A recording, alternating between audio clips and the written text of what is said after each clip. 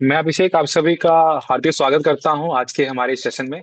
और जैसा कि आज का दिन अम्बेडकर जयंती का दिन है, और आज का दिन हम ये डेडिकेट करते हैं एक ऐसे शख्सियत, एक ऐसे विद्वान और एक ऐसे समाज सुधारक, कॉन्स्टिट्यूशनलिस्ट के जीवन पे, जो कि इन्होंने भारत को ही, पूरे भारतवर्ष में सिर्फ एक समुदाय या एक तबका, एक ग्रुप नहीं, पूरे भारतवर्ष के सभी नागरिकों को अफेक्ट किया अपनी विद्वता और अपने कामों से। सो आगे बढ़ने से पहले मैं थोड़ा सा अपनी सोसाइटी या अपनी संस्था के बारे में आपको संक्षेप में बताना चाहूंगा। सक्षम रोजगार सोसाइटी हमारा नाम है, और हम युवाओं को रोजगार योग्य बनाने और उन्हें आत्मनिर्भर बनाने के उद्देश्य के साथ कार्य करते हैं। और जैसा कि संविधान बात करता है सामाजिक और आर्थिक न्याय की, तो हमारा मानना है कि सामाजिक आर्थिक न्याय बिना किसी कौशल के और रोजगार के संभव नहीं है। जब व्यक्ति के पास रोजगार और कौशल होता है तो वो इन सभी, जो एक कॉन्स्टिट्यूशन का वादा है या फिर जो हमारा एक उद्देश्य है, उसको हम प्राप्त करने में संभव होते हैं। तो इसके लिए हम अलग अलग तरह की ट्रेनिंग और स्किल्स, ऑनलाइन ट्रेनिंग ऑर्गेनाइज करते हैं। तो जैसा कि अभी हमारा जो करंट ट्रेनिंग चल रही है वो है अकाउंट्स ट्रेनिंग, और इसके साथ साथ हम कम्युनिकेशन इंग्लिश की भी ट्रेनिंग कर देते हैं। और सिर्फ यहाँ तक हम सीमित नहीं है, हम भारत एक खोज जैसे प्रोग्राम करा के इस भारतवर्ष को समझने के लिए और इस भारत की सांस्कृतिक और ऐतिहासिक और आर्थिक पृष्ठभूमि को समझने का भी प्रयास करते हैं। और इसके साथ साथ हम अलग अलग विषयों पे रूट्स एंड विंस के अपने सेशन के द्वारा, जैसा कि मेंटल हेल्थ, स्किल डेवलपमेंट, ठीक है, और डिजिटल एडिकेट्स क्या होते हैं, जैसे जैसे समाज आगे बढ़ रहा है उन सभी विषयों पर ही बात करते हैं। और इसके साथ साथ हम कुछ डे सेलिब्रेट करते हैं, जिसमें से आज हम अम्बेडकर जयंती सेलिब्रेट कर रहे हैं। उससे पहले हमने रिसेंटली स्वामी विवेकानंद जी का जन्मदिन, जिसे हम युवा दिवस के रूप में मनाते हैं, उसे सेलिब्रेट किया था। और इसके साथ साथ हम यहाँ तक सीमित नहीं है, हम बच्चों को छात्रवृत्ति यानी कि स्कॉलरशिप भी प्रोवाइड करते हैं। जैसे कि हाल ही में हमने अभी सुबह जो बच्चे एग्जाम दे रहे थे उनको भी उनके एग्जाम फी पे करके हमने उसको स्कॉलरशिप दिया। बाकी हम मंथली स्कॉलरशिप भी कुछ बच्चों को प्रोवाइड करते हैं। और हमारे पास कुछ विजुअली इम्पेयर्ड बच्चे हैं, जो कि 10 की उनकी संख्या है, उन्हें भी प्रति माह हम 1,000 रुपये प्रोवाइड करते हैं। सो इस तरह से हमारा एक कार्य है। और सिर्फ यहाँ तक नहीं, वह भी उसका एक लाभकारी या फिर कह लो लाभांशी एक वो सदस्य हूँ, जिसने सक्षम भारती के स्कॉलरशिप से आगे पढ़ के इतने अच्छे मुकाम पे पहुंच के आज मैं एक एज अ एडवोकेट काम कर रहा हूँ और आगे बढ़ रहा हूँ। इसमें सक्षम भारती काफी अच्छा बड़ा योगदान है। और इसमें स्पेशली मिस ज्योतिका गालरा, जो कि हमारी प्रेसिडेंट है, उनका भी काफी अच्छा योगदान रहा है मुझे यहाँ तक पहुंचाने में। तो जैसा कि मैं बता रहा था कि ये दिन हमारा अम्बेडकर जयंती का सेलिब्रेट करने का है, उन्हें समझने का है।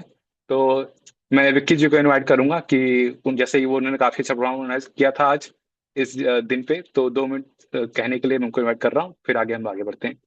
वो Vicky Gautam ji. Thank you so much Abhishek ji and thank you so much Saksham Rozgar society की फॉर दिस अपॉर्चुनिटी। और जैसा आप सभी जानते हैं कि आज हमारी 135वीं बाबा साहेब की जयंती है। और इसके उपलक्ष्य में आज हमने अपने यहाँ कीर्ति नगर में एक भव्य रैली भी की थी।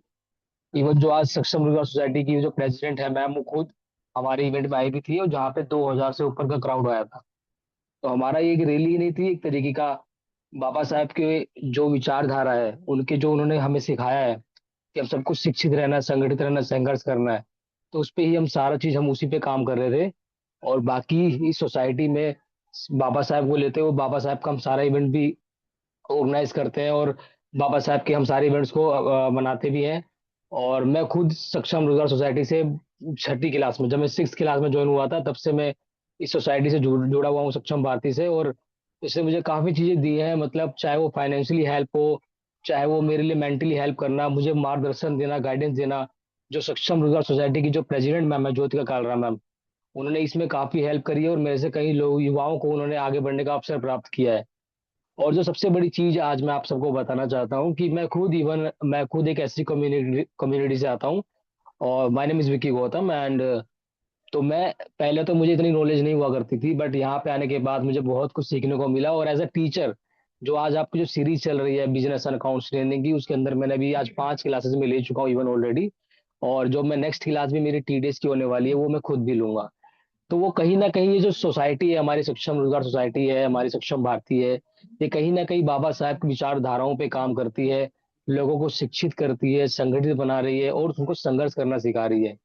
तो इसी तरीके से जो हमारी सोसाइटी है, वो बाबा साहब की विचारधारा को इम्प्लीमेंट कर रही है। तो जो हम बाबा साहब से सीखते हैं वो चीजें हम सभी को इम्प्लीमेंट करनी है, और हम सब इम्प्लीमेंट कर रहे हैं, और हमें सभी को शिक्षित होना है और संगठित रहना है और संघर्ष करना है। बस इसी बातों के साथ मैं विराम देना चाहता हूँ अपनी बातों को। थैंक यू अभिषेक। अ, धन्यवाद विक्की गौतम जी अपने विचारों को प्रकट करने के लिए। और जैसा कि आज के इस दिन को सेलिब्रेट करने के लिए हमारे बीच बहुत ही प्रख्यात विद्वान और सामाजिक चिंतक हमारे बीच मौजूद हैं, जिनका नाम है डॉक्टर लक्ष्मण यादव। और जैसे कि आज का सेशन, इसकी लीडिंग पर्सन हमारे president miss Jyotika Chawla ma'am है, जो कि आज इनकी अगुवाई, इस सेशन की देख रही अगुवाई करेंगी। और आगे इस सेशन को बिना वक्त गवाए मैं इनवाइट करना चाहूंगा फरहत जी को, आज के हमारे चीफ गेस्ट के इंट्रोडक्शन के लिए और आज के लीडिंग पर्सन के इंट्रोडक्शन के लिए। Over to you Farhat ji. Thank you, Abhishek ji. Good evening, everyone. I Farhat on behalf of Saksham Rozgar Society. मेरी आवाज आ रही है आप लोगों तक? जी सर, आ रही है। अभिषेक जी, आ रही है। बहुत शुक्रिया आप सबका। और सक्षम रोजगार के इस मंच पर मुझे आमंत्रित करने के लिए ज्योतिका कालरा जी का, जो कि इसकी देखरेख करती हैं, उनका आभार व्यक्त करता हूँ। मेरा नाम डॉक्टर लक्ष्मण यादव है और मैं मौके पर आपसे जुड़ा हूँ। सबसे पहले मैं माफी चाहूंगा क्योंकि मैं इसी जयंती के कार्यक्रम में, चूंकि आज पूरे देश में लाखों लोग डॉक्टर हुआ था, और मुझे उम्मीद थी कि मैं रात में 9 बजे तक कायदे से अपने घर पहुंच जाऊंगा। दोनों तीनों कार्यक्रम दिन के हैं, लेकिन वो कार्यक्रम इतने बड़े हो गए और इतने देर तक चले कि मैं अभी भी अब एक ठिकाने पर नहीं पहुंच पाया अपने। और मैं माजरत के साथ अभी कालरा मैम से ये कह रहा था कि हम गाड़ी में बैठकर जुड़ने की इजाजत चाहते हैं, और मैं उम्मीद करता हूं कि नेटवर्क ठीक होगा, और अगर दिक्कत आए तो मुझे बताया जाएगा। फिलहाल मैं कोशिश करता हूं कि कुछ बातें डॉक्टर बाबा साहब अम्बेडकर के बारे में हम लोग यहाँ डिस्कस करें। और बहुत ही डाइवर्स ये ऑडियंस क्राउड है, और एक रोजगार से जुड़े हुए काम करने वाले लोगों का समूह है। तो ये एक उचित जगह है जहां डॉक्टर बाबा साहब अम्बेडकर को याद किया जाना चाहिए। सब लोग लगभग शिक्षा से जुड़े हुए हैं, पढ़े लिखे हैं, और रोजगार के सवाल पर एक जगह पर इकट्ठा होते हैं। डॉक्टर अंबेडकर जिस भारत का स्वप्न देखते थे, उस भारत में हर हाथ में कलम और हर हाथ में काम, ये डॉक्टर अंबेडकर का एक मकसद था। और मुझे खुशी है कि ये मंच कलम और काम के लोगों से जुड़ा हुआ है। भारत में चूंकि बहुत भावनाओं का देश है, और सब कुछ भावनाओं पर डिपेंड है। अमूमन हमने ये देखा है कि किसी बड़े शख्सी किसी बड़ी शख्सियत की जयंती या पुण्यतिथि को मनाने की एक खास किस्म की रवायत है। वो रवायत ये कहती है कि उसमें केवल हम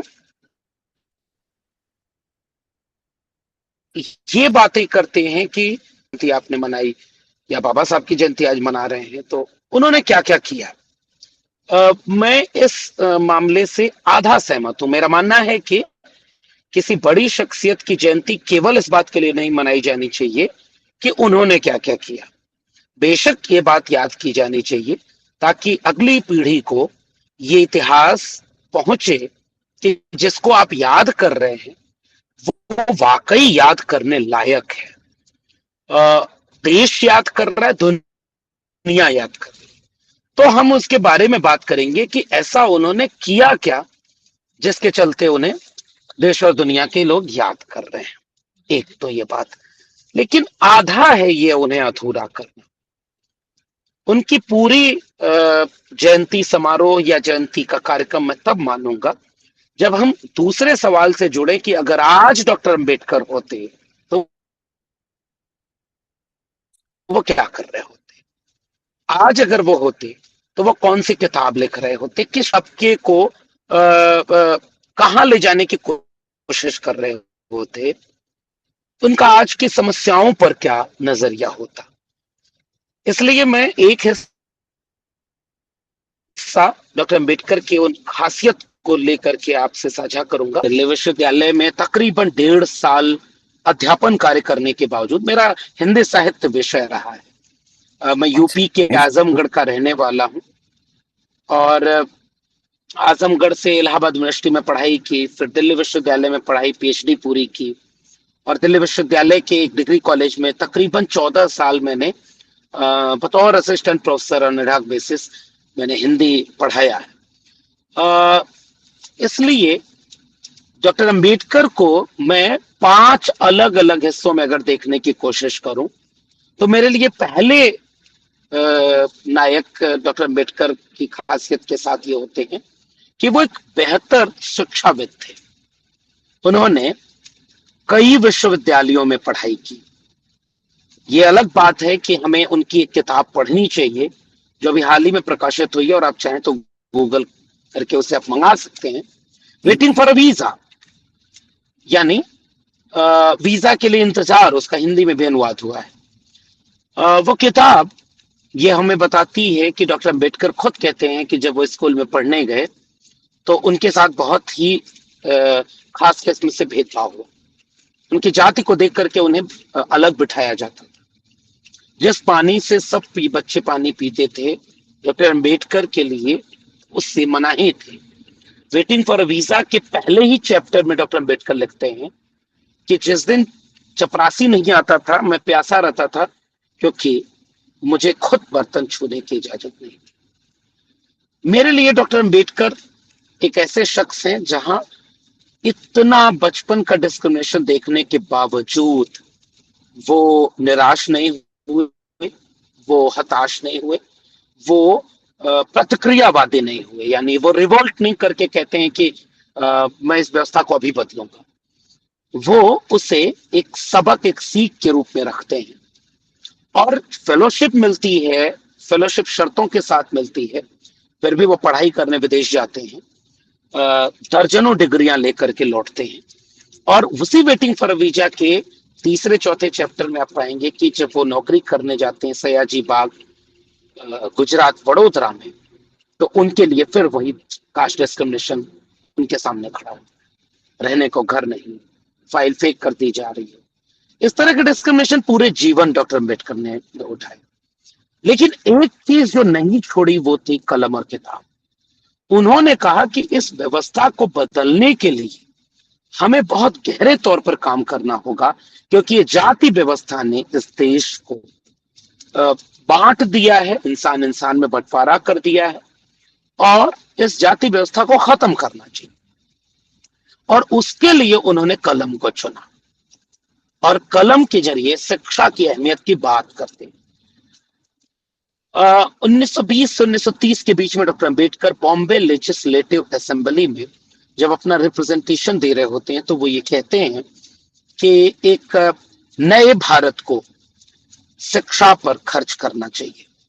जितना पैसा वो टैक्स पेयर का पाता है, उस देश को एक बड़ा हिस्सा शिक्षा पर खर्च करना चाहिए। फीस सस्ती होनी चाहिए और इतनी सुविधाजनक शिक्षा होनी चाहिए जो गरीब से गरीब व्यक्ति को भी उनके पास तक पहुंचे।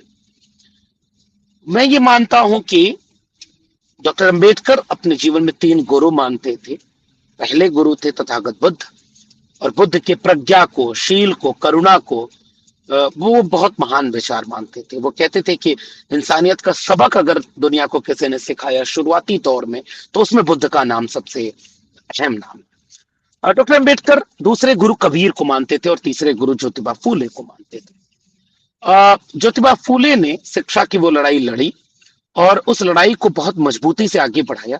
डॉक्टर बाबा साहब अंबेडकर ने इसीलिए शिक्षा को स्थायी बदलाव के लिए, आमूल चूल बदलाव के लिए और मानसिक गुलामी से आजादी के लिए समता और न्याय, ये जो 2 शब्द हैं जिसके आधार पर वो एक ऐसा भारत बनाना चाहते थे जिसमें सब बराबर हो, समता हो और न्याय मिले। और न्याय जाति, मजहब, गरीब अमीर ये सब देख कर न मिले। मैं उस शिक्षाविद डॉक्टर अंबेडकर को याद करता हूं। तकरीबन 40 वॉल्यूम में डॉक्टर अंबेडकर की सारी राइटिंग्स पब्लिश हुई हैं, गवर्नमेंट ऑफ इंडिया ने पब्लिश किया है, उन्हें हमें पढ़ना चाहिए। The problem of Indian rupees से लेकर के 5 अखबारों के संपादक डॉक्टर अंबेडकर को हम याद कर, फेमिनिस्ट डॉक्टर अंबेडकर, हम पहली ट्रेड यूनियन बनाने वाले ज्योतिबा फूले की लड़ाई को आगे ले जाकर के ट्रेड यूनियन की बात करते हैं। आज हम जिस पे grade, gratuity, paternity leave, maternity leave, वेतन भत्ता और इन तमाम चीजों को हम सुनते हैं, उसके शुरुआती शिल्पकार डॉक्टर अंबेडकर थे। ये बात इस देश में बहुत ज्यादा लोग नहीं जानते, क्योंकि इस देश ने अपने नायकों के साथ एक भेदभाव ये किया कि उनको ये देखा कि वो कितना हमारे मतलब की बात बोल रहे थे। इसीलिए डॉक्टर अंबेडकर को बहुत लंबे समय तक दलितों का नेता माना गया। और आज भी मैं इस बात को कहने में मुझे शर्मिंदगी होती है कि आज भी सबसे ज्यादा मूर्तियां दलितों की बस्ती में है। डॉक्टर अंबेडकर की तस्वीरें सबसे ज्यादा गैर सरकारी घरों की, अगर निजी घरों की बात करें तो वो दलितों के घर में है, जबकि होना ये चाहिए था कि हर व्यक्ति के घर में हो। जैसे भारत की हर महिला को, चाहे वो किसी भी जाति की हो, महिला होने के नाते जो गैर बराबरी थी उससे लड़ने का काम डॉक्टर अंबेडकर ने किया। हिंदू कोड बिल के लिए उन्होंने कानून मंत्री के पद से इस्तीफा दे दिया, लेकिन एक फेमिनिज्म के चैप्टर में डॉक्टर अंबेडकर आपको कहीं नहीं मिलेंगे। जबकि डॉक्टर अंबेडकर ये बात कहा करते थे कि जब तक महिला, मैं किसी भी मुल्क की तरक्की को उस मुल्क की महिलाओं की तरक्की से नाप कर देखना चाहता हूं। और इसलिए डॉक्टर अंबेडकर के इस नए डायमेंशन को हमें जानना चाहिए। तीसरा पॉइंट ये कि डॉक्टर अंबेडकर ने सबसे ज्यादा जिस पर लिखा, जिस पर बोला, जिस पर काम किया, वो था आइडिया ऑफ इंडिया का जस्टिस सिस्टम।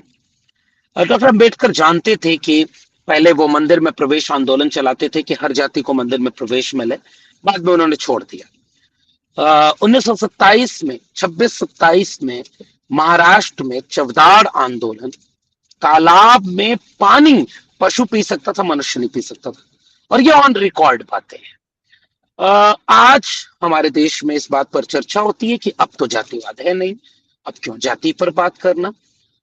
मैं उन लोगों के लिए ये बात कहना चाहता हूं कि जातिवाद अब भी है, शायद हमारी नजर वहां तक नहीं पहुंच पाती या उन पर बात कम होती है। हम शायद किसी चीज को ढक करके, छिपा करके सोचते हैं कि वो गायब हो गए। डॉक्टर अंबेडकर ने तालाब में पानी पीने, मंदिर में प्रवेश करें और स्कूल में प्रवेश करने के लिए आंदोलन किया, लेकिन बाद में उन्होंने अपने सारे सामाजिक न्याय के संघर्ष को जिस एक किताब में एक जगह पर इकट्ठा किया, उसका नाम है भारत का संविधान। हम जानते हैं कि संविधान एक व्यक्ति ने नहीं लिखा, संविधान समिति थी और संविधान में बहुत सारे लोग थे, इवन 7 लोग तो ड्राफ्टिंग कमेटी में थे और ड्राफ्ट पहला कोई और भी बना। डॉक्टर बाबा साहब अम्बेडकर ने जो ड्राफ्ट बनाया था वो स्टेट ऑफ माइनॉरिटी था, जो एक अलग संविधान, वो पास नहीं हो पाया। लेकिन ड्राफ्टिंग कमेटी के चेयरमैन होने के नाते डॉक्टर बाबा साहब अम्बेडकर ने उस संविधान की समिति की अगुवाई की, जिसमें अच्छे लोग थे, बहुत शानदार लोग थे। और वो संविधान ये कहता है कि अब तक इस मुल्क में शिक्षा जाति देख कर तय होती थी, रोजगार जाति देख कर तय होता था, सम्मान जाति देख कर तय होता था, नौकरी जाति देख कर दी जाती थी। मेरी किताब है, अगर आप इस बात को अगर ज्यादा डिटेल में समझना चाहें कि नहीं डॉक्टर लक्ष्मण यादव ये बात किस बेस पर करें, तो मैंने अपनी किताब कास्ट सेंसस पर लिखी है, जिसमें पिछले 100 साल में कैसे जाति के आधार पर इसी देश में क्या क्या हुआ है, मैंने उसका एक समरी वहां पर रखी है। डॉक्टर अंबेडकर ने जब संविधान सभा में, और संविधान सभा के तकरीबन 18 वॉल्यूम हर लैंग्वेज में पब्लिश हैं, कभी उस पर बात होगी और उसको आप पढ़ें तो आप ये पाएंगे कि इक्वलिटी के लिए जो संविधान की प्रस्तावना है, जिसमें सबसे खूबसूरत बात है we the people of India. और इस देश को इतिहास पढ़ना चाहिए कि जब संविधान की प्रस्तावना बन रही थी और शुरुआत किस शब्द से हो, इस पर डिबेट हो रही थी। कुछ लोगों ने यह सुझाव भी भगवान के नाम से शुरू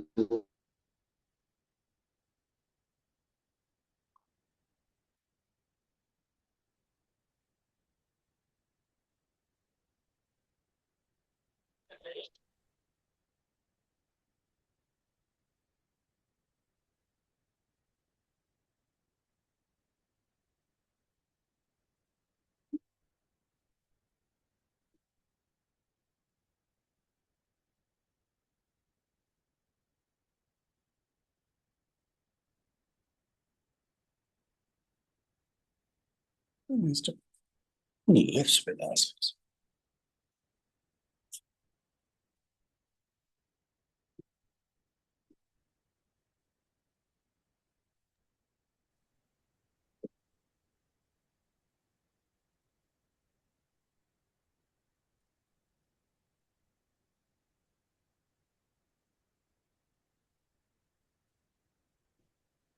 सर वॉइस नहीं आ रही।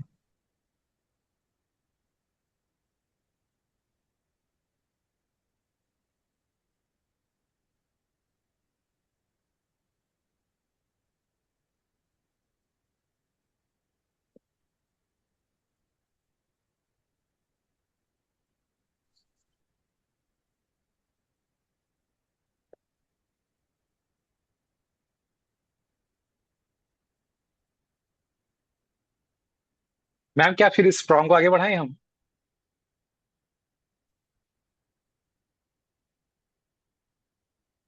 मैम आप म्यूट हैं अभी इसमें। I think we can start. We can in the meanwhile we can have the scholarship. Yes ma'am. So आप सभी के समक्ष हम एक इम्पोर्टेंट अनाउंसमेंट करना चाहेंगे, जैसा कि हमने पोस्टर पे मेंशन कर रखा है। तो आज हम सुनीता ढींगरा, स्वर्गवासी संतना ढींगरा जी के नाम पे ये स्कॉलरशिप, ये ग्रांट शुरू करने वाले हैं। तो इसके बाकी इंफॉर्मेशन और आगे जानकारी के लिए मैं सीधे मीना ढींगरा जी को इनवाइट करना चाहूंगा मंच पर।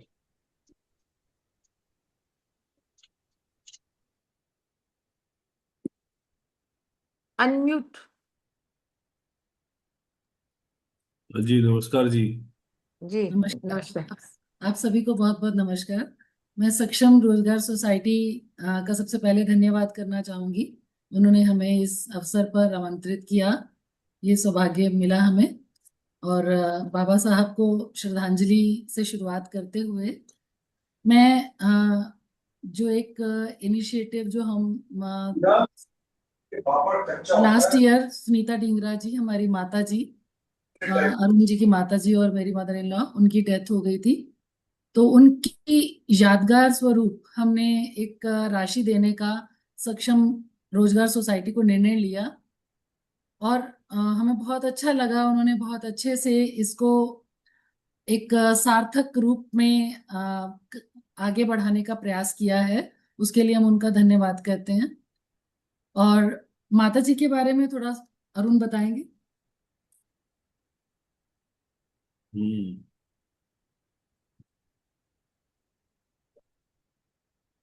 हाँ नमस्कार जी। हमारी माता जी तो हमेशा से भले ही पढ़ी लिखी नहीं थी, पर वह बहुत ज्यादा पढ़ी लिखी नहीं थी। पढ़ी लिखी थी पर बहुत ज्यादा पढ़ी लिखी नहीं थी। पर वो उनको एजुकेशन का महत्व अच्छे से पता था। वो बच्चों को, हमको, हमारी बहनों को, बाद में पोतियों दोतियों सभी को बहुत मोटिवेट करती थी, पढ़े पढ़े लिखे हो, अपने अपने पैरों पे खड़े हो जाओ। That was the best strategy she felt. Even जब वो खुद पढ़ी लिखी नहीं थी, पर उनको लगा कि इसी इसी से ही लड़कियां सक्षम हो पाएंगी। She used to think that education is the biggest power. Biggest power and asset. So तो which can be donated, and after donation it increases. तो बच्चों को हमेशा हमेशा ही बहुत मोटिवेट करती थी इस बारे में। पर साथ साथ ही उनके एक कजन ब्रदर थे, हमारे मदन मामा जी थे एक। वो वो बचपन से ही वो दृष्टिबाधित थे। तो मम्मी का उनके साथ में कुछ खास लगाव था, क्योंकि हमारे वो मदन मामा जी जो से थे वो सत्संग की एक्टिविटीज में भी काफी एक्टिव थे। और मम्मी को सत्संग का और मामा जी के साथ में बहुत लगाव था। तो वो हमेशा उनको उनको लगता था कि कोई दान किया जाए तो सबसे बड़ा दान तो है किसी को नेत्रदान। और जब वो उनके उनकी डेथ से कुछ दिन पहले ही वो हमको बार बार यही कहते थे कि मेरा कोई और काम आए ना आए पर मेरी आंखें तो ठीक है, तो उन मेरी आंखों को जरूर दान कर देना। ये उन्होंने मतलब 2-3 बारी मुझको, मेरी सिस्टर को, सबको बोला। भले ही उन्होंने उसके लिए कोई पहले कोई फॉर्मल फॉर्म नहीं भरा हुआ था, तो इस चीज का वो हमेशा हमें हमें याद दिलाती रहती थी। तो जब उनकी डेथ हुई तो उसके बाद हमने उनकी इच्छा को सम्मान करते हुए एम्स के थ्रू डोनेट किया उनकी आइस को। और जैसे और बड़ों की इच्छा होती है कि हमारा नाम हमेशा जीवित रहे, तो हमने ये जो निर्णय लिया सक्षम रोजगार सोसाइटी को डोनेशन का, यही सोचकर उनके नाम से एक स्कॉलरशिप के लिए हमने उनको रिक्वेस्ट की कि ताकि उनका नाम जिंदा रहे, अमर रहे। ये एक विचार हमारे मन में था और सक्षम रोजगार सोसाइटी ने बहुत अच्छा स्टेप लिया, जो हमें बताया गया। उन्होंने सक्षम रोजगार सोसाइटी ने हमारी भावनाओं का बहुत सम्मान किया इस मामले में। और मुझे पता लगा कि एक दृष्टिबाधित बालिका का सिलेक्शन भी किया है, जो मम्मी के विचारों से मेल भी खाता है। तो मुझे लगता है पर्सनली मैं तो यही फील करता हूँ कि माता जी की आत्मा को इस श्रद्धांजलि से बहुत शांति प्राप्त होगी, और बहुत मुझे लगता है वो बहुत खुशी भी मिल रही होगी। वो और वो हमें ही नहीं, आप सबको भी, सक्षम रोजगार सोसाइटी को भी बहुत आशीषें दे रही होगी। इससे ज्यादा मैं कह नहीं पाऊंगा।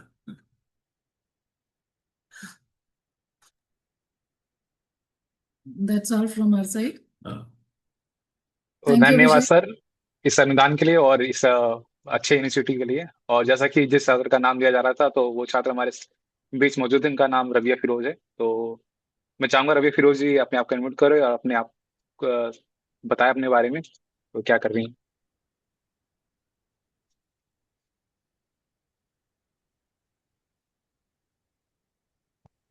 Rabia Firoz. So, yes am I audible? Yes audible you. Sir, actually, I am not unable access my video camera. No issue Rabia ji, we can hear you still. Okay. Oh, so firstly, hello everyone. Good evening. I am Rabia Khatun, and I belong to West Bengal, Asansol, and I am 100% visually impaired since my birth. And currently I am pursuing my education from Maulana Azad National Urdu University in B.Ed, and I have almost completed my B.Ed because my exams are over now. I am just waiting for my results. If I will talk about my life, then I completed my primary education from Iqbal Memorial Urdu Free Primary School. After that, I have completed my senior secondary from Kulti Millat Urdu Girls High School, and I got 66% in my metric exams. After that, there was a turning point in my life that I got admission in Aligarh Muslim University for my intermediate, and I have completed in 2020 and my intermediate, and I got 84% at that time. Then I took admission in BA Communicative English, and I scored 76%. After that, I am pursuing B.Ed from Maulana Azad National Urdu University, and I am very thankful to Jyotika ma'am and the Shiksam Rozgar Society for giving me the scholarship of 1000 rupees per month. I am getting this since July 2024, and it was very useful for me because actually I am studying in Maulana Azad National Urdu University, but at off campus, which is located in Asansol, not in the headquarter campus, which is in Hyderabad. So my college is 25 kilometer away from my home, and there was a financial issue of transportation with me, and at that time that I was selected for the scholarship from the side of All India Confederation for the Blind, and it was 1,000 per month, and I was very thankful to God and the institution that it helps me in my transportation expenses. And now I am and I have also attended meetings with Jyotika ma'am, and I shared the journey, what was going on in B.Ed, and what I want to do in my future. And she also arranged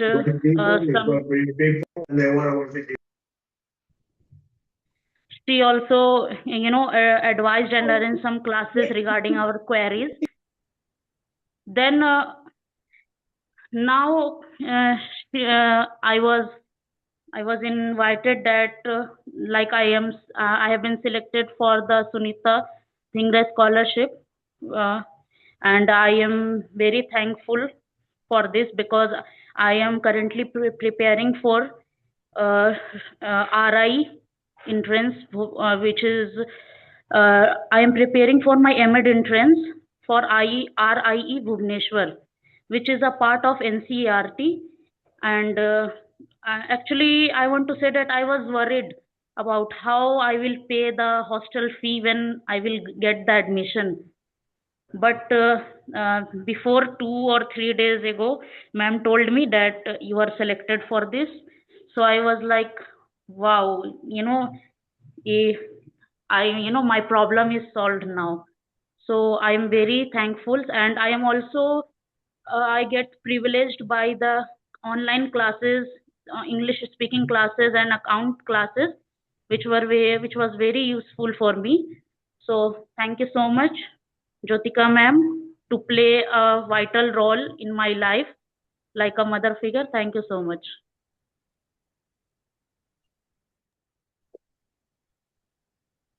Well done, Rabia. Very good. And keep it up, and God bless you. That's what we can say.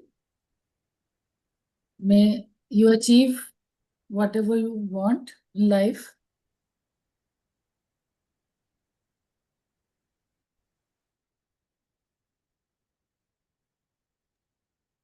धन्यवाद रवि, आपने आप बारे में बताने के लिए। बाकी आगे मैं इनवाइट करना चाहूंगा हमारे सोसाइटी के अध्यक्ष मिस ज्योतिका कालरा मैम, जो कि पीछे से सुप्रीम कोर्ट की I think Abhishek, ma'am. Thank you. Let me sorry, एक तो हमारे डॉक्टर लक्ष्मण यादव जी के साथ नेटवर्क की वजह से कनेक्शन कट गया, और अभी पार्टिसिपेंट 100 हुए हैं, वो ज्वाइन करना चाह रहे हैं तो कर नहीं पा रहे। अभिषेक जरा कम कर दो, तो ठीक है तब तक हम थोड़ी बातचीत अपनी कर लेते हैं। बहुत प्रतिभा के धनी डॉक्टर लक्ष्मण यादव बहुत अच्छे तरीके से हमसे बात कर रहे थे, पर बीच में नेटवर्क का इशू आ गया। पर आज जो हम सक्षम रोजगार सोसाइटी और सक्षम भारती के अन्य संस्थाओं में युवाओं के साथ लगभग 26-27 सालों से हम काम कर रहे हैं, तो एक बात और आज हम शिक्षा की बात कर रहे हैं, हम डॉक्टर भीमराव अंबेडकर की बात कर रहे हैं, तो एक सवाल जहन में आता है कि आखिर इस शिक्षा का मकसद क्या है। What is the true meaning of education? मतलब क्या है, इसका मकसद क्या है? क्या शिक्षा का मकसद केवल डिग्रियां लेना? क्या शिक्षा का मकसद केवल नौकरी पाना? या क्या शिक्षा का मकसद केवल सरकारी नौकरी पाना है? तो जवाब आता है कि शायद इतना सा मकसद तो नहीं है शिक्षा का। आज हम भीमराव अंबेडकर जी को याद करते हैं, तो शायद शिक्षा का मकसद समाज में एक बदलाव लाना भी है, समाज के उस बदलाव का एक मार्ग बनना भी है। और डॉक्टर भीमराव अंबेडकर संविधान के केवल निर्माता ही नहीं थे, अपितु वो एक बहुत दूरदर्शी, एक चिंतक, एक समाज सुधारक और सच्चे मायनों में राष्ट्र के निर्माता थे। डॉक्टर साहब ये मानते थे कि शिक्षा ही सशक्तिकरण का एक बड़ा साधन है, लेकिन शिक्षा का अर्थ केवल डिग्रियां हासिल करना नहीं है, पर शिक्षा का अर्थ जागरूक बनना, आत्मविश्वासी बनना और समाज को बदलने की क्षमता विकसित करना है। आज हम अपने आसपास देखते हैं, विशेषकर निम्न और मध्यम वर्ग के छात्रों को भी जो हम देखते हैं, बच्चों को जो हम देखते हैं, तो बहुत एक चिंताजनक प्रवृत्ति मुझे दिखाई देती है। मैं क्योंकि रोजगार सोसाइटी में और रोजगार के साथ जुड़ी हुई हूँ कि जो युवा वर्ग है, जो शिक्षित युवा वर्ग है, उन्होंने अपने जीवन का जो मकसद है वो केवल प्रतियोगी परीक्षाएं, जिसे कॉम्पिटिटिव एग्जाम कहते हैं, उन्हीं की तैयारी करने के लिए लगा दिया है। वे सुबह से रात तक किसी न किसी लाइब्रेरी में, किसी न किसी पुस्तकालय में बैठे रहते हैं और पूरा समय वो एक मुट्ठी भर सरकारी नौकरियों को ढूंढने के पीछे भागते रहते हैं। कड़वी सच्चाई है कि सरकारी नौकरियों के अवसर बहुत सीमित हैं और ये भी सच्चाई है कि परीक्षाएं बहुत देरी से होती हैं और बहुत बार परीक्षाएं रद्द भी हो जाती हैं और बहुत सारी परीक्षाएं अगर हो भी जाती है तो उसके बाद पुनः वो विवादों में फंस जाती हैं। ऐसे में युवा बार बार प्रयास करते हैं, असफलताओं का सामना करते हैं और धीरे धीरे हताशा के घेरे में भी घिर जाते हैं। इस प्रक्रिया में वो अपने व्यापक व्यक्तित्व और सामाजिक विकास से वंचित रह जाते हैं। शिक्षा का उद्देश्य इससे कहीं बड़ा होना चाहिए। शिक्षा का उद्देश्य युवाओं के लिए केवल नौकरी पाना ना होकर एक विचारक बनने का होना चाहिए, एक संवादक बनने का होना चाहिए, सृजनकर्ता बनने का होना चाहिए और सबसे आगे बढ़कर एक जिम्मेदार नागरिक बनने का होना चाहिए। Education gives power, education gives voice, education gives dignity. इस अवसर पर हमने अपने संविधान में निहित मूल्यों पर भी चिंतन करना चाहिए, विशेष रूप से समानता के अधिकार पर। डॉक्टर अंबेडकर यह सुनिश्चित किया कि हमारा संविधान न केवल समानता की बात करे बल्कि उसे वास्तविकता में बदलने के लिए राज्य को आवश्यक कदम उठाने तक की शक्ति भी दे। इस सोच के तहत आरक्षण जैसी व्यवस्थाएं लागू होती हैं ताकि उन समुदायों को, उन वर्गों को अवसर मिल सके जो सदियों से वंचित रहे। हमें यह समझना होगा कि आरक्षण योग्यता के विरुद्ध नहीं है, बल्कि यह एक समान अवसर प्रदान करने का माध्यम है। यह एक ऐसा मंच है जहां हर व्यक्ति अपनी क्षमताओं को साबित कर सकता है। अगर सचमुच भेदभाव समाप्त हो गया होता तो हमें यह अपने समाज में दिखाई देता, लेकिन आज भी जब जाति से परे जाकर विवाह करने की बात आती है तो समाज में हिचकिचाहट दिखाई देती है। इससे स्पष्ट है कि समानता की हमारी यात्रा अभी अधूरी है। महिलाओं के संदर्भ में भी स्थिति कुछ अलग नहीं है।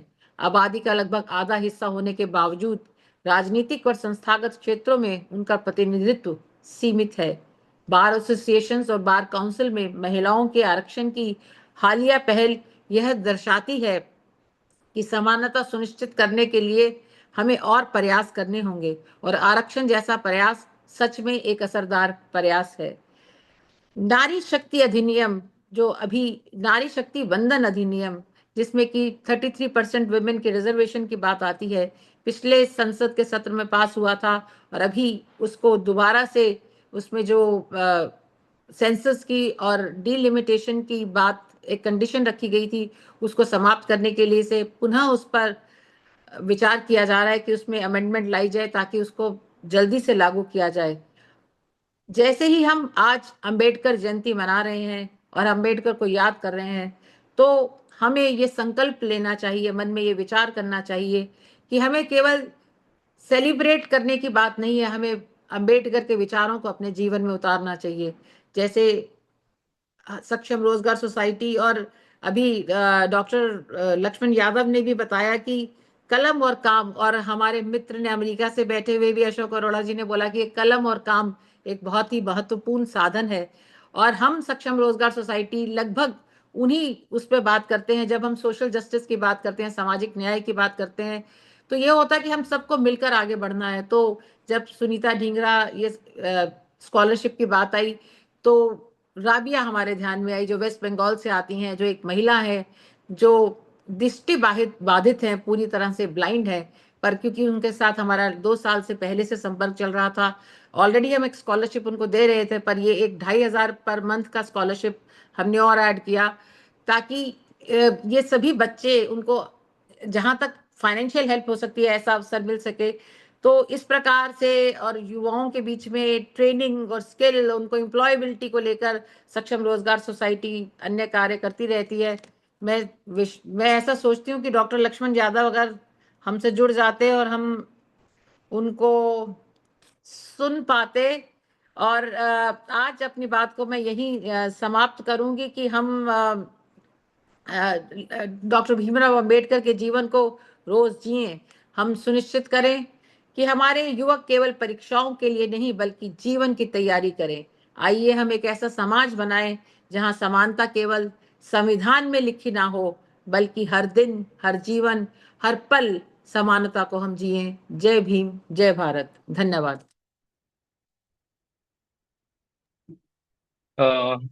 अपने विचार प्रकट करने के लिए आपका धन्यवाद मैम। और आगे हम प्रोग्राम को बढ़ाते हुए मैं इनवाइट करना चाहूंगा संजू सैनी जी को इस प्रोग्राम के वोटर थैंक्स के लिए। Yes ma'am. कर लेना, मैं जरा एक बार लक्ष्मण यादव जी को एक बार संपर्क ठीक है कर। मैम। इन द मेरा आप सभी से रिक्वेस्ट है, कृपया करके अपने कैमरा ऑन कर लीजिए ताकि हम रिकॉर्ड प्रोसेस के लिए साथ में स्क्रीन छोड़ लीजिए।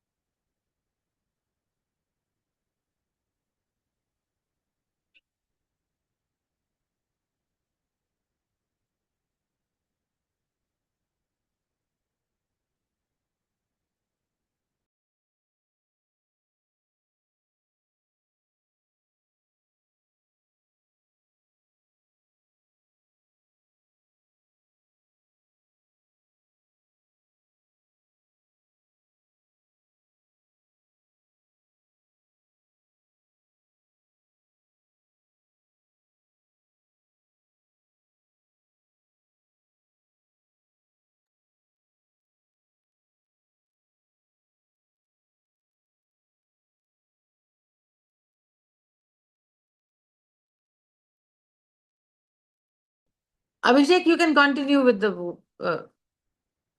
तो I think we can conclude this session ma'am now. yes, please. So आगे मैं कार्रवाई आगे बढ़ाते हुए इनवाइट करना चाहूंगा संजू सैनी जी को इस सेशन के वोटर थैंक्स के लिए। Over to you Sanju Saini ji. Good evening, everyone. I am Sanju Saini on behalf of Saksham Rozgar Society. Present the vote of thanks. I deeply thankful to Dr. Lakshman Yadav for his insightful thoughts and valuable perspective on occasion of Ambedkar Jayanti. His ideas have truly enriched our understanding, and we look forward to more succession in near future. A big thank you to all the participants for your active involvement and enthusiasm. I would also like to acknowledge and sincerely thank all the senior of Saksham Bharati and Saksham Rozgar Society who graced today's session with their presence. Finally, I extend my heartfelt gratitude to our President, Ms. Jyotika Kalra ma'am, for leading the session and taking such keen interest in making it meaningful and impactful. Wishing you a very good night. धन्यवाद संजू सैनी जी group thanks के लिए। और आप सभी participants का धन्यवाद कि आपने इस सेशन को ज्वाइन किया और इस दिन को बाबा जी के जीवन से प्रेरणा लेते हुए उनके विचारों को बात करते हुए हमने सार्थक बनाया। आप सभी का धन्यवाद को ज्वाइन करने के लिए। और आप सभी सेशन को सत्र को लीव कर सकते हैं। आप सभी को शुभ रात्रि।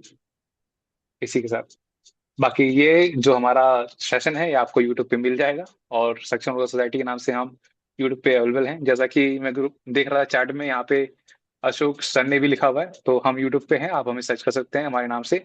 और ये जल्दी आपको लिंक भी मिल जाएगा, वहां पे भी आप देख सकते हैं। आप सभी का धन्यवाद। और आप चाहे तो इस वीडियो के लिंक को अपने जाने वाले लोगों के साथ भी शेयर कर सकते हैं। इसी के साथ हम विदा लेते हैं। आप सभी का धन्यवाद हमें ज्वाइन करने के लिए। शुभ रात्रि। Thank you.